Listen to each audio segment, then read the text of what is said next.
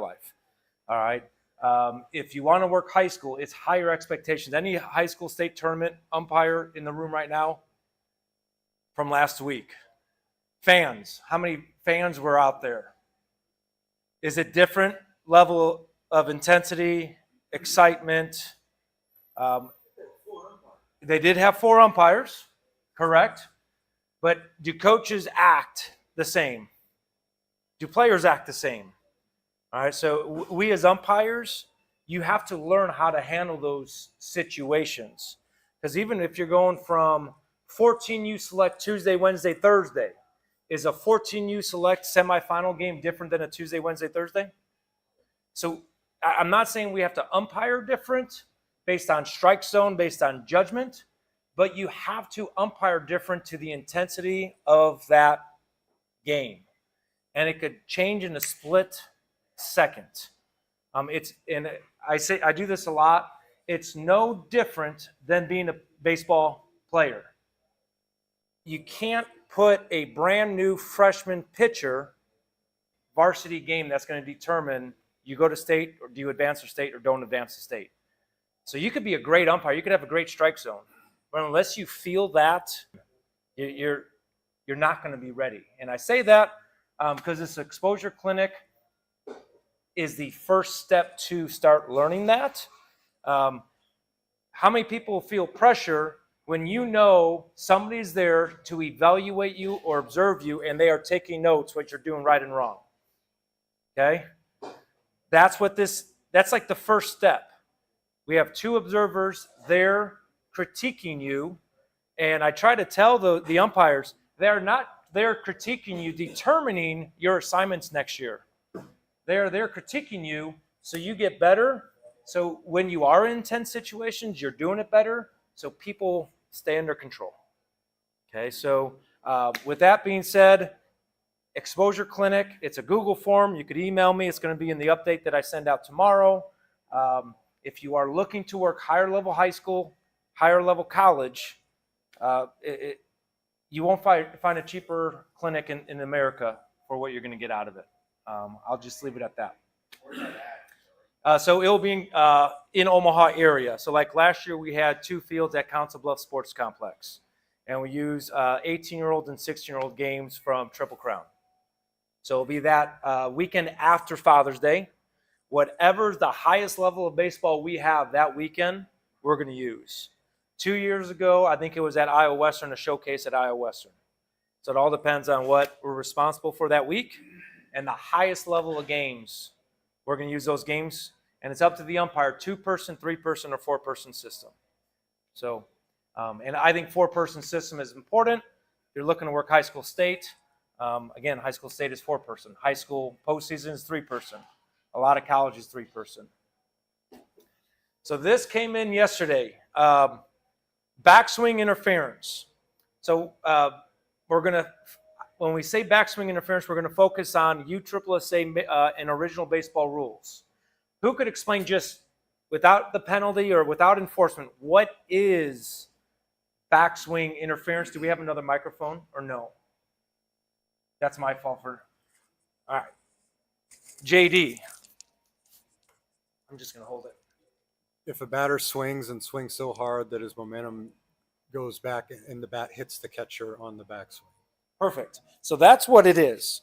A batter swings, and part of the natural batting movement, the batter now hits the catcher. All right, so now we're going to take a look at a video that is queued up of backswing interference. That is not the video. That's not the video. That's not the video. That's not the video. Son of a da-da-da. That's why I copied and pasted it.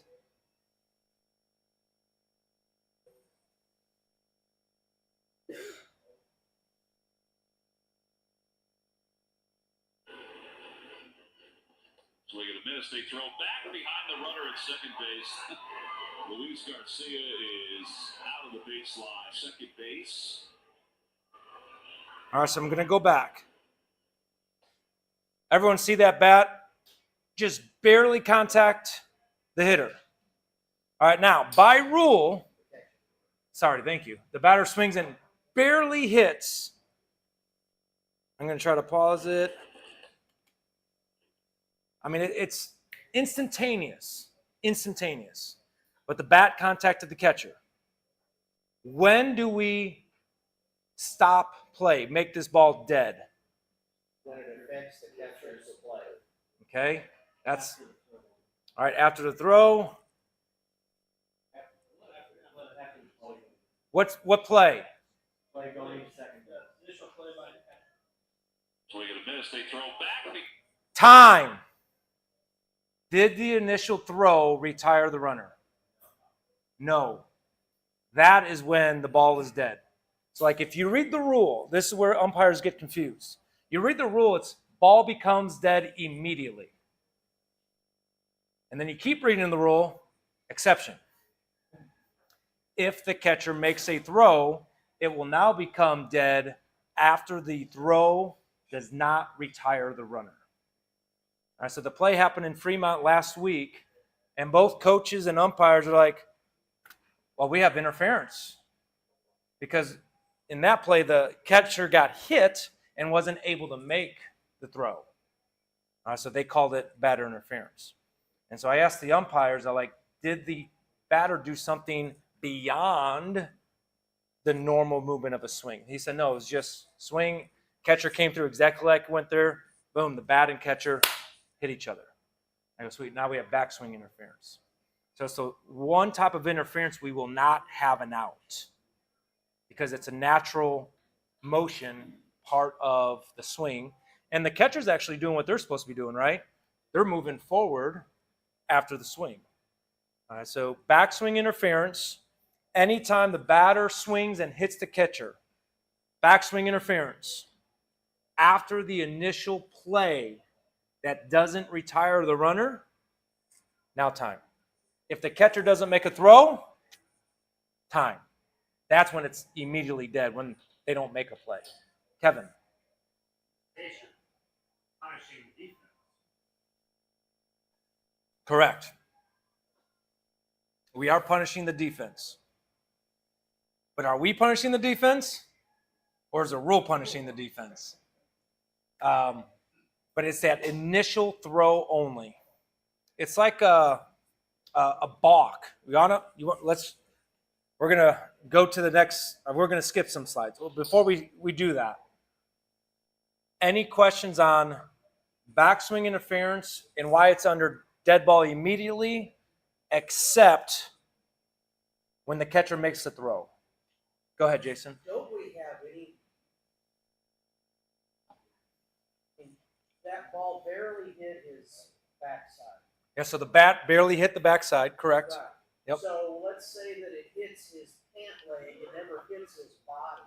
Are we going to treat this like hit by pitch? Yes. And so we're not going to put in fairness or fair play at all.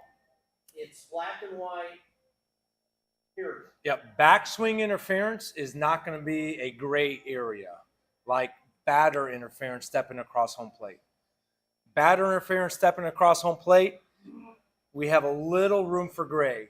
So as Kevin said, we don't penalize the defense. In this one, it is dead immediately, with the exception if the catcher makes a throw, if that initial throw does not retire the runner. So if he doesn't retire the runner, does that ball go back? Yep, time, count the strike, send the runners back wherever they were at the time of pitch. Time of pitch. So if they were stealing third, backswing interference, but they already reached third, you send them back to second. Time of pitch, they were still at second. So there's no penalty. No penalty, except returning the runners back. Well, I'm glad you said that. So the stupid rule was the words I heard. And umpires, are we ever in the room when it comes to rule changes? Never. Who's in the room when there's actually rule changes? Anyone know who's in the room? Coaches are in the room. Like if you go to like the NCAA committee, go to Federation Committee, it's coaches who change the rules. Can we submit rule changes? Yeah, there's questionnaires you can submit rule changes. And as an umpire, I think I've said this before, there's a lot of rules I don't like, but it's not my job to like them or not, because I'm not going to win or lose that game. So a lot of umpires like, why am I not in that? Why is the umpire not in that room and having a voice? We have no skin in the game. That's why umpires are not in the room. It's the coaches who are going to win or lose based on the rules. We just enforce what the coaches have asked us to enforce. All right. I want to end slideshow. All right, so we're going to stick with base path. Base path. All right. Who wants to volunteer and knows what a base path is? Okay. So the answer was, it is where the runner is at and a direct line to the base. When? There it is. There is no base path until a fielder is trying to tag that runner. All right? Because we as coaches, when we're leading off at second base and quote unquote, we're not stealing third, we teach our runners to start a little bit behind second base so the round third is easier. If we hit a triple, we're not going to go touch first, go in a straight line to second, straight line to third. There's a little loop to it, and every runner has a different loop to it. That's exactly where this play is going. Okay, to avoid where can a runner run to avoid offensive interference? Because people always say baseline, they're out of the baseline, they're out of the baseline. There is, it's base path. Let's see if it pulls up correctly. Yes, there it is. I hope I could pause. Yes, there it is. Okay, cool. So at this moment, you don't see the runner in the video yet. Where can this runner be running? Anywhere. Because the ball is on the ground, and for a tag to be attempted, what must the fielder have? Possession of the ball. All right, so coaches out there, at this moment, if this is a squeeze play, I am telling my runner to get as far away from that catcher as they possibly can right now. Because they could run anywhere because there is no base path. And we're going to let this play out now. All right, so now, by rule, what is the base path? Because now we have a tag attempt.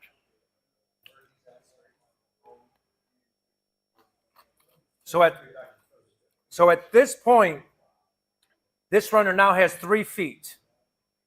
It's not 6 feet. It's not 6 feet to the left. It's not 6 feet to the right. They choose one direction, 3 feet. So as we go here, did he go more than 3 feet to his right from the time he was attempting to be tagged? And that's the key word, not in my judgment. So we're going to refresh this page because that's going to be the judgment we have to have. Do we have a tag attempt yet? Nope, don't have a tag attempt yet.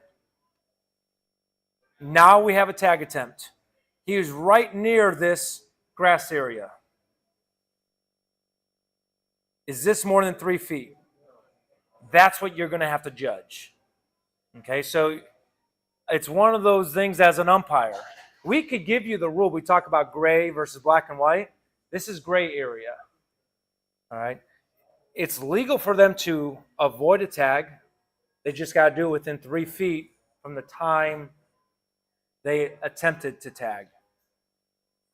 Because a lot of times Once runners start running and deviate, and there is no tag, what's the first thing we hear? Out of the baseline. I explained to a coach, Coach, what I need to judge is the base path. So then I always ask the coach, hey, Coach, what is the base path rule? Because I want to know what the coach knows. And if the coach doesn't know, now I'm going to give him my judgment. Coach, in my judgment, when that tag attempt was attempted, that runner stayed within 3 feet of the base path from the spot they were at and when they took a step to the right or a step to the left. And you could say, in my judgment, Coach, they went more than 3 feet outside of the base path, and that's why they're out. All right, but and I hope coaches and players are watching this video. If you see a potential future tag attempt, start running away from that fielder to avoid potential offensive interference. All right, so that's what you want to do. If you want to get away from the future tag attempt, start getting away so you avoid offensive interference. That is completely legal to do. Does anybody have another base path outside the base path play that has come up in the past couple weeks? I was gonna say, so the only base pass is the line to first base. Went over that a couple weeks ago. So that's the runner's lane. So that's a lane that to avoid offensive interference, you have to run within that lane before you are penalized for impeding whoever's going to field the bat or field the thrown ball.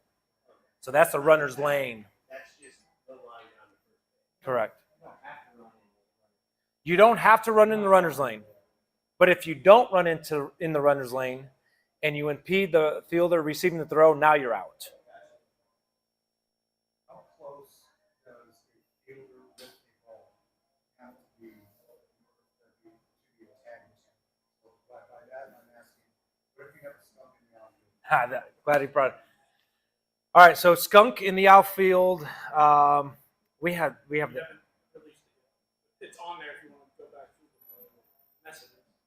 it is on there. My messages. You.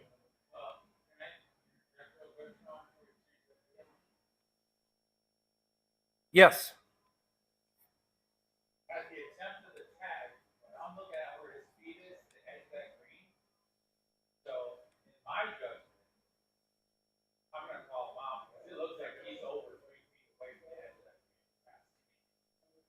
green. And that's I'm good with. I'll. Because the tag, and as he's running around that tag, where he initially starts, where his feet are right now, that's a good distance. Yeah. So the rule book is going to say step in a reach.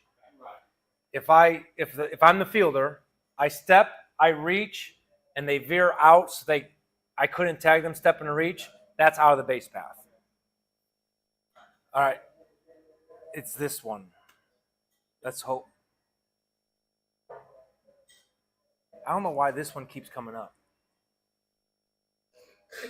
I don't know either.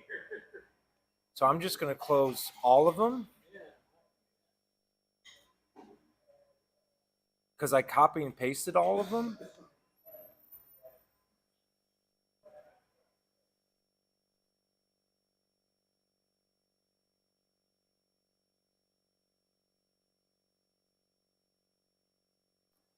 Because this next one is not a base path. This is a abandonment, if it comes up correctly.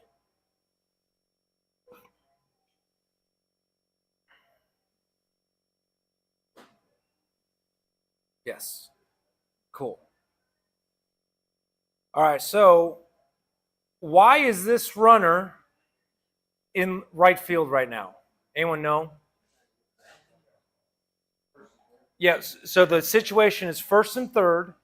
They want the defense to either run away from home plate, chase that runner into the outfield so it's a longer throw home. All right, so we just said, hey, the runner can run anywhere to avoid offensive interference. I could run as big of a circle as I want between first and second, second and third, third and home. But I'm still advancing to the next base. Is this runner advancing to the next base? So now this falls under abandonment. They are abandoning their effort to advance to the next base or go back to the base they were at.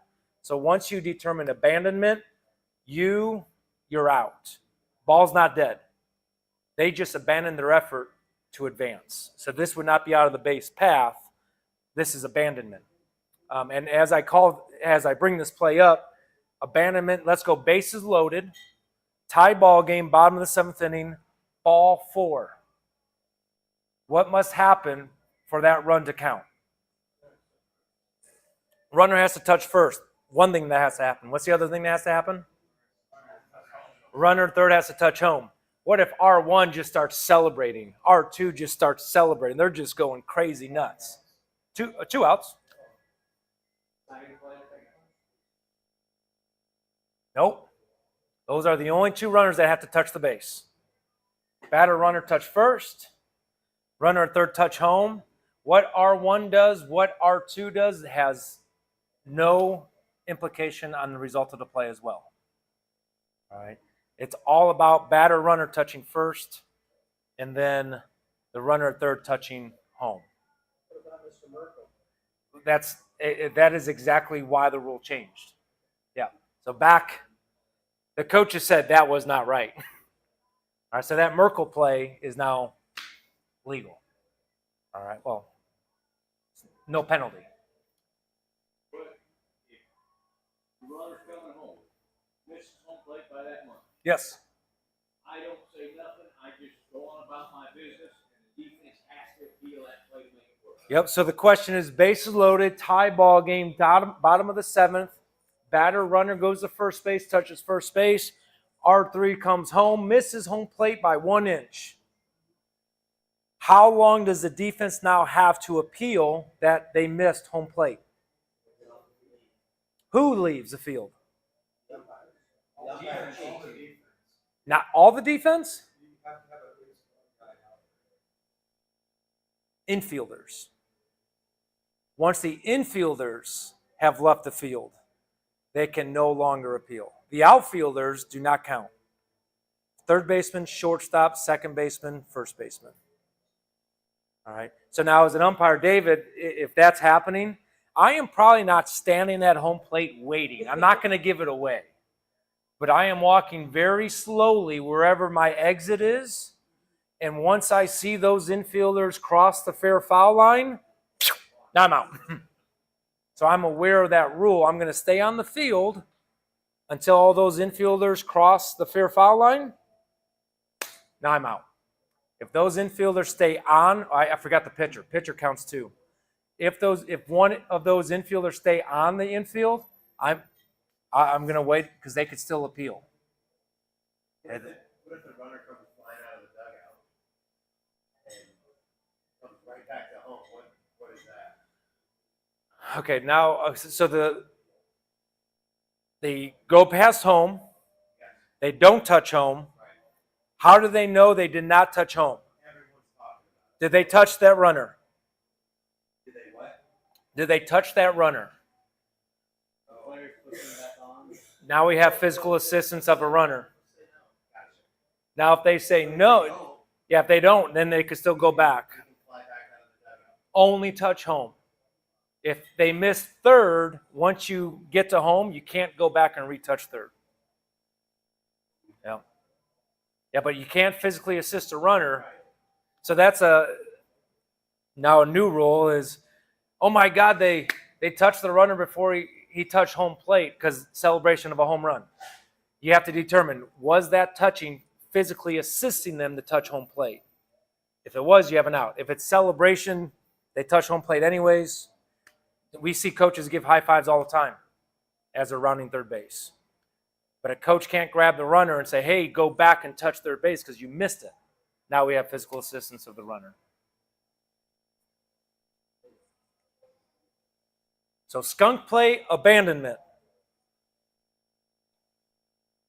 All right, next video, drop third strike.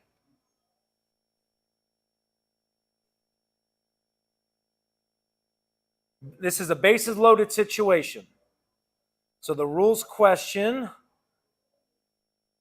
Nope, that was not drop third strike.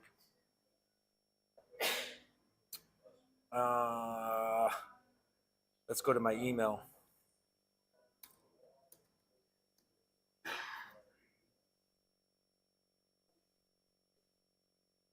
That did not work either.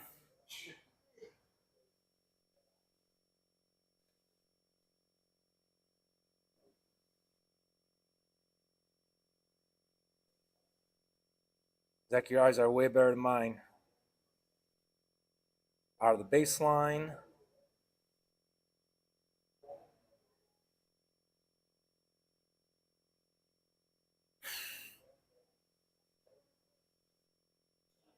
I sent it to myself.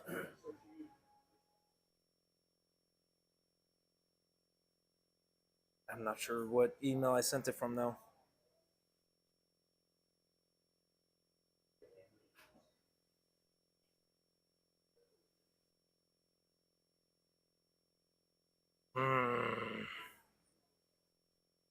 Yes, sir. While you're looking, can I read something? Yes.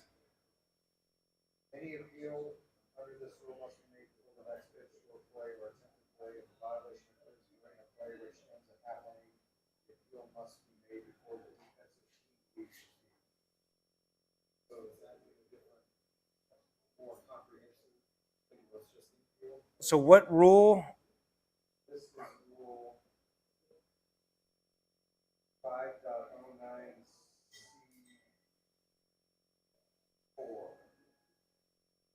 509C4. Where is? I know I did not delete this. So it's right after 4.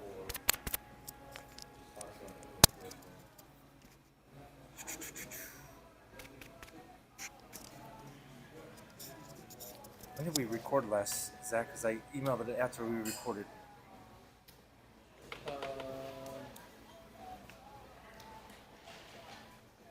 3 days ago? 4 days ago.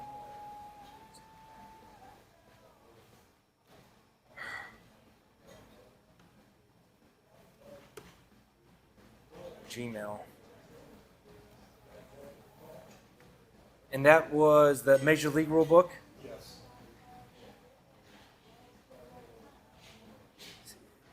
This is all the ones I sent to me. Isn't it PSOA at Gmail? I don't know why these are going back to these.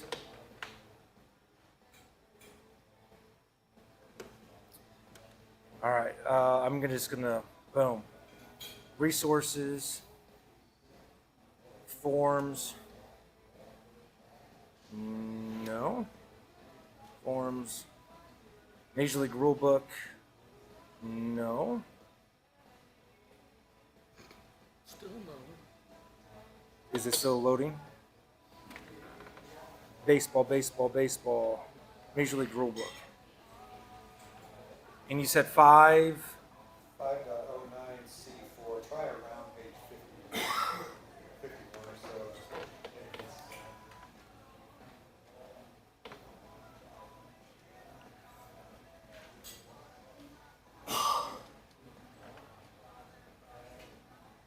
C4? 5.09C4, yeah. It was right underneath C4. This is why you gotta love rule books.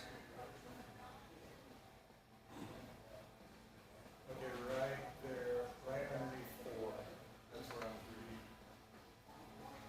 Any appeal in this one must be made. Violation occurs during play return. Defensive team leaves field and appeal is not interpreted as an attempt play. Oh, no. You're up a little bit. Right underneath. Yeah, right here. Yep, I'm trying to. sorry. Yeah, yep. I'm going.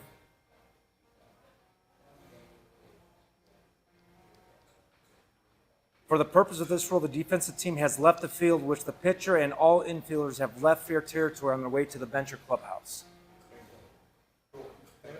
What part of the drop third strike are you looking for? So it's bases loaded, and the catcher blocks it, and as he's running to the dugout, he steps on home plate. I said that. Yeah, I know. and I can't, no matter how much you, when I say you, me, have everything queued up, Facebook ruins everything because the algorithms. That's on YouTube channel now. Good.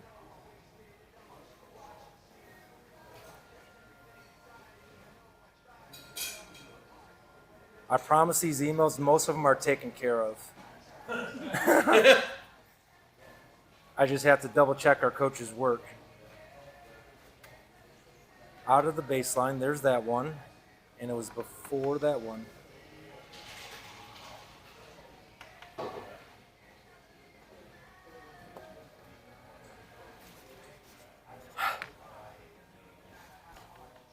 There's no way I deleted it.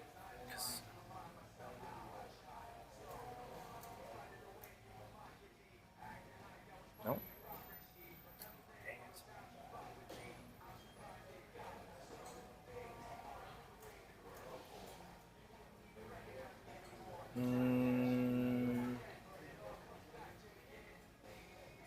I'm just seeing if the play would have had enough hits. Because I might have to explain the play if I cannot find it.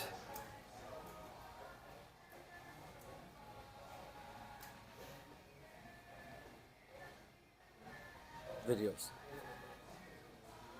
No, not going to be.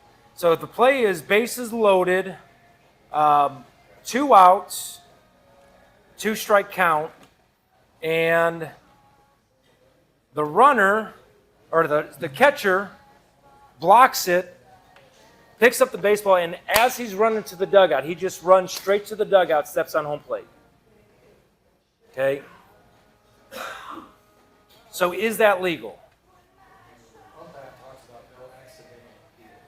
Okay, and that's exactly the rule that is confused here. No accidental what? Appeals. This is a force out. So what's the definition of force out? Touching the base with control of the ball. So I think, if I find this play, I think the catcher ran that direction and knew what he was doing and ran over home plate. Now, he did not look. He did not stomp. It was just running motion straight to the dugout. But a force play does not have to be willful and deliberate. All right? An appeal play does have to be willful and deliberate. So the willful and deliberate rule, here you have a runner at second base tagging up from a hit to right field. Defense isn't appealing whatsoever. They just throw it to the second baseman. The second baseman, as he's throwing it to the pitcher, steps on second base and throws it to the pitcher. Did he willfully appeal second base? He touched second base with the ball, but it's not a force out. So appeal has to be like, touch. Hey, why'd you touch second base? Like, that's what I'll do is, like, why'd you touch second base? Oh, the runner at third left early. Oh, okay, yeah, out. All right, we need to know as an umpire on an appeal, it has to be willful and deliberate. On a force play, they just have to touch the base while in control of the ball. So it can be, I know you didn't do that on purpose, but that's still an out on a force play. Dang it, let me know if you find it. On drop third strike, Sean, signal safe, do you point? So drop their strike mechanic. Yeah. Okay. I will go strike 3. I'll voice strike 3 if it's like swing and miss. Strike 3, and I go one hand, right hand out, no catch. And the reason I do that, if you watch Major League Baseball, that is their true mechanic. Because now what if the catcher gathers that drop third strike, attempts to tag and misses the runner, the batter runner? Now what's our signal? No tag. Okay. So this is one signal for drop third strike. This is a whole new signal, safe, no tag. So how do you verbalize that point? No catch? No catch! And it's like a karate chop. So I'm not pointing fair, it's right arm, no catch, safe, no tag. Then hopefully the catcher then throws it to first base for that out. Which is still a force. Yes, drop third strike is that batter runner. So a run cannot score on drop third strike, throw down to first. So if R3's coming home, touches home plate, then we have the batter runner forced out at first base. After he touches home plate, no run. Right. All right, no run. Still a force play. Still force play. Do you verbalize strike three before you say no pitch? Yeah, so if it's, no, if it's swing and miss, I'll just go no catch. If it's called strike three and the catcher doesn't catch it, I do my normal strike three mechanic, no catch. Drop ball, drop pitch. I'm going to show this one. Go ahead. You might be getting to it. What if he kicks it?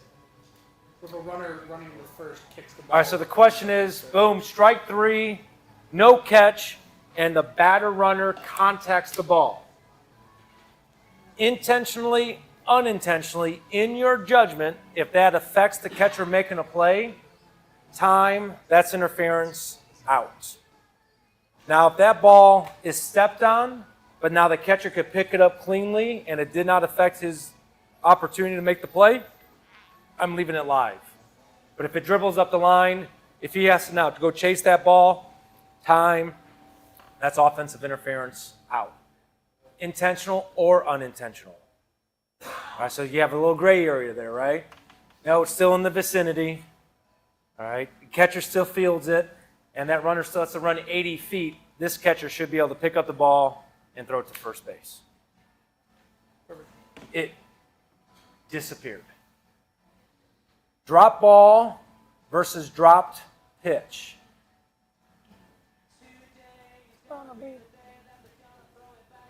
All right, let's see if this one. Yes. All right. So what if you judge this ball is dropped? What's the call? It goes past the line, so therefore it's a ball. Okay. So a dropped ball. It's a dropped ball would be a balk. Now in this case, would everyone agree this would be a drop pitch?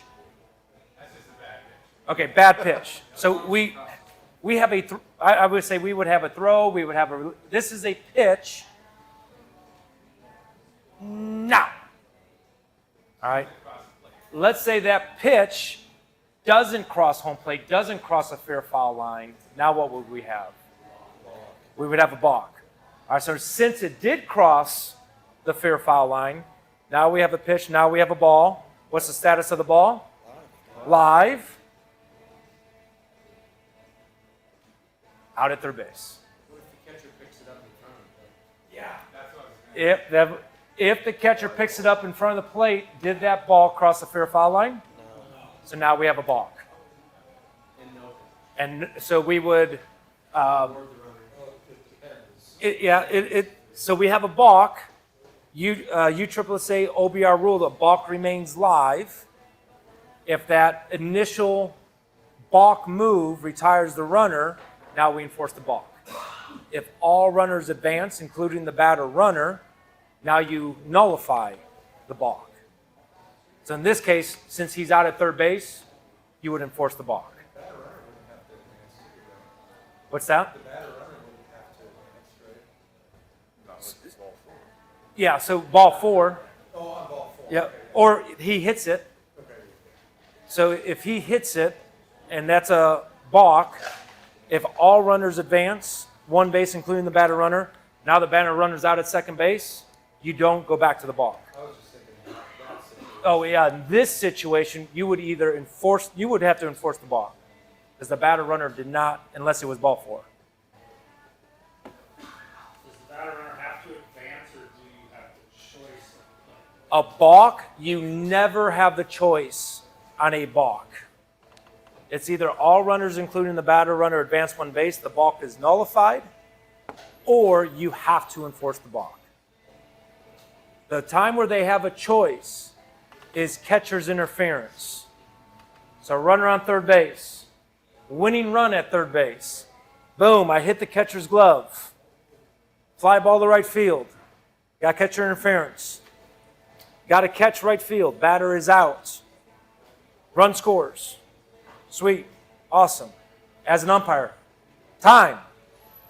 Did all runners advance one base, including the batter runner? So now I enforce catcher interference. Batter, you, first base. Was the batter third forced to advance? No. You, runner, back to third base. Sean, we just won the game. Don't you want to go home? Yes, but I can't do that. Now, coach, you have a choice. Do you want the result of the play, or do you want the batter interference? Sean, that's not even a question. You got to give me an answer, coach. I want the result of the play, Sean. Sweet. You, batter, out. You, runner, score. Sweet. Whoa, whoa, whoa. Not all infielders left the infield. Defense wants to appeal. They get the ball back to the pitcher. Boom, play, step off, throw to third base. Out. Because they left early. The original play is the choice that coach made. That runner at third left early. No, I want to go back to catcher interference, Sean. No. Can't. Not an appeal. By the way, that did happen. That's a very true play. Not to me. Very true play. On an appeal, do they have to throw it over there, or can they verbally appeal it? Federation, you can verbally appeal it. Original baseball rules, USSSA, there is no dead ball appeal. It's got to be live ball appeal. David. On that, back on that box, right, where they go, if there's no runners on bases, and he throws it, doesn't cross the, No pitch. no pitch. You can't have a balk with no runners. You could only have a balk with runners on base. Otherwise, it's no pitch. What about the Back to that's a the quick appeal. pitch, right? About the If you know illegal there's pitch potentially with no runners on base, can be a quick do pitch. you avoid But they don't calling have timeout? So I already called timeout in that play because of the batter interference. Especially in general? Yeah, in general, if I think they're going to appeal, I'm not going to call time. Yeah, I'll let them go immediately from the outfield to third base. Ball remains live ball appeal. So as long as you don't call it dead, we had a kid run to second base, pass it, get caught it in the outfield, just cut across the line. Good. Legal. If it was willful and deliberate that he was appealing, No, yeah, but then they didn't actually, while it was still alive, throw it back to second. They went to the mound, stepped off, nice. overthrew second base, Ooh. advanced all the runners, and then they threw it back in and tried to still appeal second. They only have one opportunity to appeal. Yeah, Once they overthrew, that is now the play. even if we don't advance. Correct. Okay. The play is over once that ball was erred. That's the way it was ruled. Yep. It was a 5-minute argument of how it should happen. Yeah, you only have one opportunity to appeal, and a throw is the appeal. So they erred on the throw. Yeah. The error is a play, so they can't go back and appeal. I want to point this out mechanically. This umpire, two-person umpire system, notice the direction he went to rule on this safe out call. Straight forward. So if I'm going to try to run it back from the beginning, and I'm going to try to pause it when he comes into the, there it is. Ball. See how he's coming straight forward? In a two-person system, that's the best you could do. All right, so when we talk about mechanics, in a two-person system, who has the best look at this play? Home plate. I wish we could change that mechanic, but field umpire. And by the way, why can't we change that mechanic? What's home plate umpire responsible for? Backswing interference, batter interference. So that's why we can't turn. All right, but come straight forward on a steal at third base. Do not run toward third base. You're going to get blocked by that runner stealing. All right. Pitch ball, drop ball. Locked in. So we had, and this is going to be more of a visual demonstration by me. So Zach, I might ask you to duplicate slideshow. So what we mean by hands locked in, this is my catcher. We have a lot of umpires that are putting their hands here loose. We have a lot of umpires, like this is really, really bad. And then when there's an inside pitch or when there's a pitch that hits the dirt, I get it, I understand it. Do a lot of catchers protect umpires all the time? No. Okay? And will we jump? Yes, we're going to jump. I get it. I understand it. But we should not be jumping on inside pitches that are strikes. Okay? If you get your hands on your knees, get your hands underneath your hamstrings if you're worried about that, you literally have to squeeze. Squeeze and lock in. We had an umpire just yesterday. We got our game in yesterday. And there was inside pitches. And we're not talking about dirt pitches. We're talking about head pitches. And he would turn like this. What's the problem turning like this? You have no protection. You're gonna break your jaw. You're not protected there. All right, so like we have catchers that go like this when they block the ball. There's no protection here. All right, I know it really stinks to be an umpire sometime, but you have to trust your protection. Trust your mask, trust your chest protector, stay locked in, and if you get a bruise, I'm not sure if it's still showing, take pride in your bruise, you know. Show it off to other umpires, and we all have bruises, right? It's like that sign we're an umpire, all right? But have the bruise here, have the bruise here. Don't have the bruise here or here. All right, so if you're jumping, stay locked in, like squeeze, stay locked in. And that's how you stay locked in is you squeeze. Put a hand on the back of the catcher. What's that? What about locked in here, hand on the back of the catcher? I will tell you, I'm guilty. I'm here. I have done before. Squeeze the catcher when the catcher sometimes bails, and I might even have Arthur come up and see what he does with catchers. We have to work with catchers. If we keep on getting hit, how many people get upset at the catchers? Okay, we get upset at it's like natural instinct. But will catchers respond to us better when we try to be positive with them or negative with them? Positive. So the trick I've done in the past is I'll clean off the plate and I'll be like, hey, catch, hopefully I know the catcher's name by this point. Hey, SJ, like if you block the ball, I'm going to be more relaxed back here. If I see pitches, I could call strikes. If I don't feel safe back here, I'm going to be flinching. I'm going to be closing my eyes. And if I don't see it, I can't call a strike. Can you help your pitcher out, protect me, so I can find every single strike for you?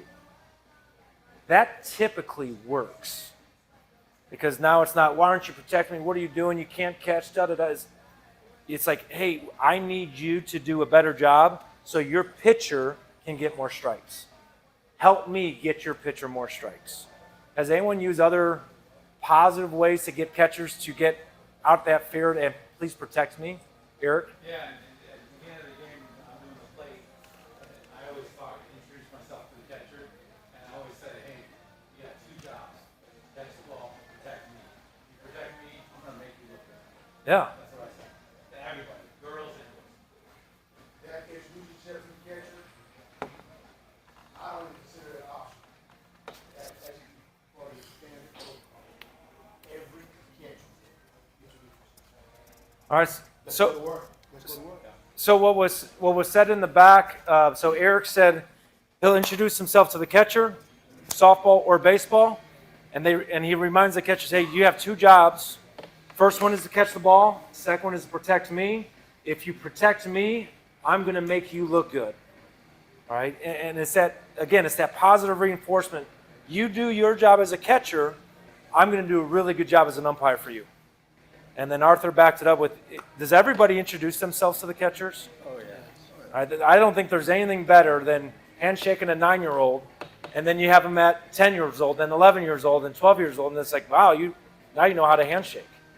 Because that's an important skill, is learning how to handshake. They will remember you. They'll move on to their season. Sorry. A couple weeks later. I got you. And those catchers come and they're like, oh my God, that's awesome. How's it going?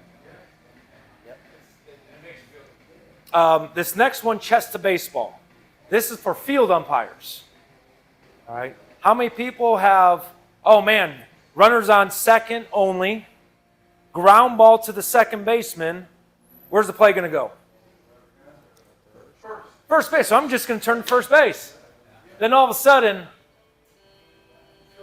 oh, shoot. What play just happened at third base? All right, so chest to baseball. Never assume these players are going to throw the ball where they should throw the ball. All right, so when I was observing umpires last week, state tournament, I asked them, and I'm going to open up this question. When do you turn your head, so chest to baseball, when do you turn your head on a force play? Whether it's third, second, home, first. When do you turn your head? All right. So one answer is when you see it leave the hand. Anybody have another answer? When the ball's about to pass me. All right. When the ball's about to pass me. All right. So you don't get hit with the ball. Okay. Another answer. Anyone do it differently? Or does anybody? I'm watching the ball if I'm like B or C. I'm watching the ball all the time. Okay. So we have another umpire says, I'm watching the ball the whole entire time. When I know the angle of the ball. Okay. Another answer is when I know the angle of the ball. I will move my head once I know the quality of the throw. So all these answers, I think, are correct. Sometimes I could go right after they release the ball. That's a good throw. Boom, I could focus on the foot. Sometimes I have to watch the ball the whole entire time. Hey, this is a low throw. I'm going to watch that ball skip the dirt, get into that catcher's glove while listening to the foot. Hey, I'm going to wait till the ball passes me, because after the ball passes me, I'm going to move, because I have to take this read step, because this first baseman is going to have to pull their foot, and I want to see if they pull their foot off the bag or not. So all those answers are correct, but when you are taking warm-up throws, this is where umpires get better, field umpires. How many warm-up throws does second baseman, shortstop, third baseman do every half inning? 2 each, so that's 6 reps each time. I rep my eyes every single time. If it's a quality throw, boom, I'm turning fast. If it's a bad throw, I'm going to take a little small adjustment step. Okay, so how many umpires talk to their partner every single half inning? Nobody's going to turn themselves in? All right. If you go out and watch a high school varsity game, you go out and watch a college game, umpires should never be talking to the home plate umpire. We should be repping. Okay, so that's the chest to baseball is force play, quality throw, turn accordingly. If it's a throw from the outfield, don't turn too fast, because cutoff man could get it, throw to another base, you're right in the throw in the way of another throw. So I'll do that from in the grass area between second and first. I'm not going to be way out in the outfield. I'm not going to be in the infield. I'm going to be right outside the dirt in right field. But constantly repping, constantly repping. Now, when I say that, if I'm a veteran umpire, any new umpires in here? I think the one new umpire left. New umpire. Jamie, right? Jamie Kell. If I'm working with Jamie, I'm probably going to talk to Jamie every half inning and give him one thing to work on next half inning. Now, I'm not saying there's not times to not go talk to your partner, especially a new partner. But we shouldn't be going to our partner, hey, what do you think about that player? What do you think about that play? What do you think about that fan? What do you think about that coach? Like, if I'm talking to a partner, I'm helping them with some type of rule, some type of mechanic, some type of situation. Hey, Sean, on a 9, 10-year-old game, with the close bases, is it ever permissible to do like softball and be out on the, if you're doing the bases, to be beyond the infield? Okay, so the answer is no. Okay.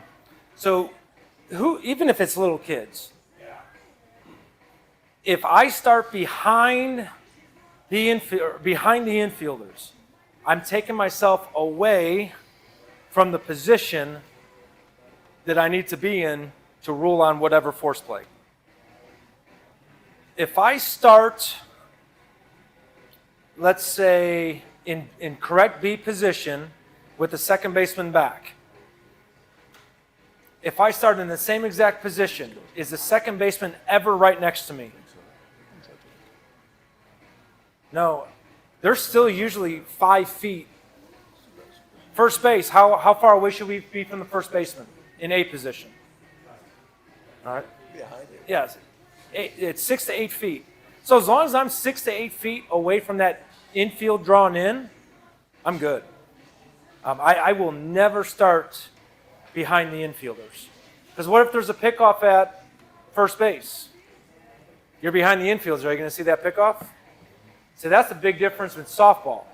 Softball doesn't have pickoffs. And then once that ground ball is hit, guess where they have to work towards? In the middle on the inside. All right, so work in the middle, work in the inside. So along the same lines, assuming you start in the A position, if it's hit to the right fielder with a throw coming into first, what's your best movement suggestions you got? All right, so repeat the question again. I know the play. Assuming you're starting in the A position, Okay. and the ball is hit, and there's going to be a throw from the right field to first base, what's the best position to get to? Yeah, so no, ball hit the right field. Ball hit the right field, and the first baseman's coming in. No, Throw from right. Throw from right throw field. from the right. So it's like a shallow hit. He's running up. He's going to make a quick throw to the runner going to. Yeah, just get inside. Now, 3-person mechanic, it's a different situation. But 2-person, if you're 2-person A, hit to the outfield, and that right field, I think it's a small field, hard hit. Yeah. They're going to throw the runner out at second base or at first base. It's a force at first base. Yeah. I'm getting in as fast as I can. You're trying to get inside as fast as Yeah, I'm going to try to get inside the dirt cutoff, looking back, grab first base, right field. That's not where you do your pivot. Yeah, but even closer to first base if it's a force at first. Yeah, so I'm going to get inside first base cutout, so the play's coming back at me. So now I'm looking at first base towards the outfield. I think that's the play. Because I can't stay on the outside. I can't stay in foul territory because if that runner goes to second, I'm out of position. True. However, if you're 6 to 8 feet behind first base and it's a shot, that right fielder's coming along the line, you have the angle right there. I would say right where I'm at, is the ball, by the time you're running into B position, that throw might be coming in. Well, I'm not going all the way to B. Wait, you're talking about cutting in. I'm cutting in. Okay. Yeah, I'm gaining fair. Okay, I'm with you. I'm still staying near first base. You're talking doing a button. Yeah. I got you.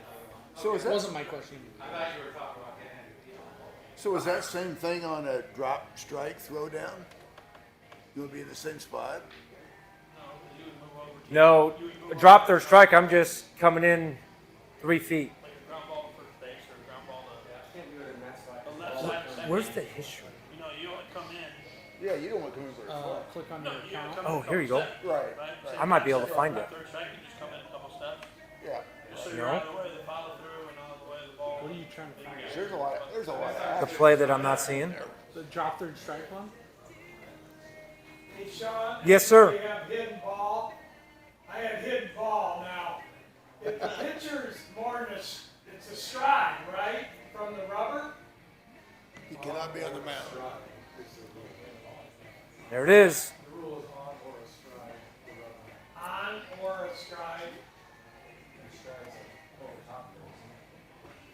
All right, so the hidden ball trick.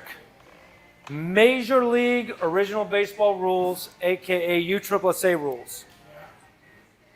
If this is the pitcher's plate, I cannot be here. I cannot be here. I cannot be here. I cannot be here. This is, you can't be anywhere near this pitcher's plate. If I'm here, or if I'm here, we're good. In USSSA. Federation, because I know some people are still working Federation, it's 1 foot. You cannot be in the dirt circle at all, Federation. You have to be completely outside of the dirt circle.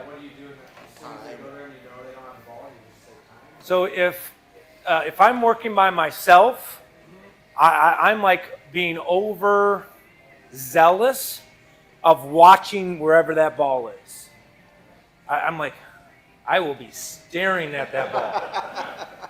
If it's 2-person, I am going to stand right next to that runner, right next to that fielder. And the runner will be like, what are you doing? Yeah. High school Legion game. Yeah, I just keep on, I just stand right next to him. And He didn't move. He didn't move at all. He just, yeah, finally. I think the pitcher will bend over, tie their shoe without the ball outside the dirt circle. Time. I call time on that one. I mean, it's a design play, and a coach will play like, hey, why'd you call time? Well, your pitcher's tying their shoe. That's yeah, exactly. So this is the drop third play. I found it.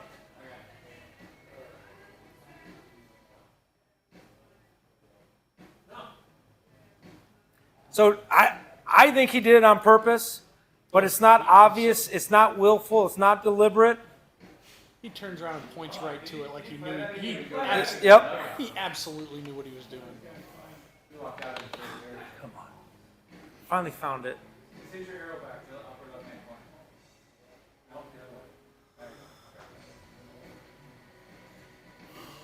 corner. Boop. His whole foot. Look how he reacts though. stuttered. He points immediately back to I touched it. Like he knew exactly what he was doing. So then they wind up scoring 2 runs here. All right, yep, base loaded, drop their strike. All right. That's out. Yeah. Yep. That's third strike. Has the ball, touches home plate, out. That should be a nothing burger. Yeah. That's terrible. So that would have been out. Again, the point is, it does not have to be willful and deliberate. On a force out, just has to control. And now I'm looking for the lefty pickoff move before I open it up. This is not it. I don't remember sending you one. No.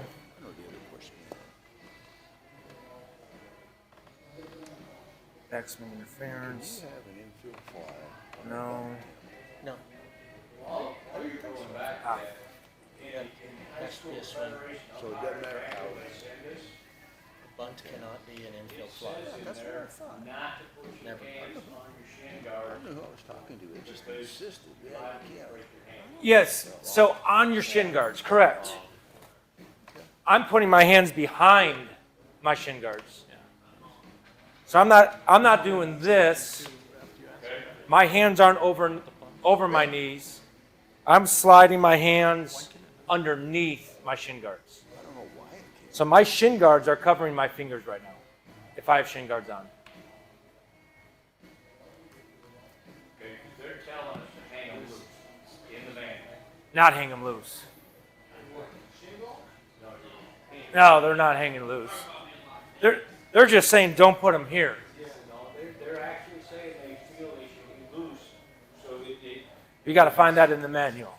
We're starting to lose internet. Ugh. And we're back. And we're back.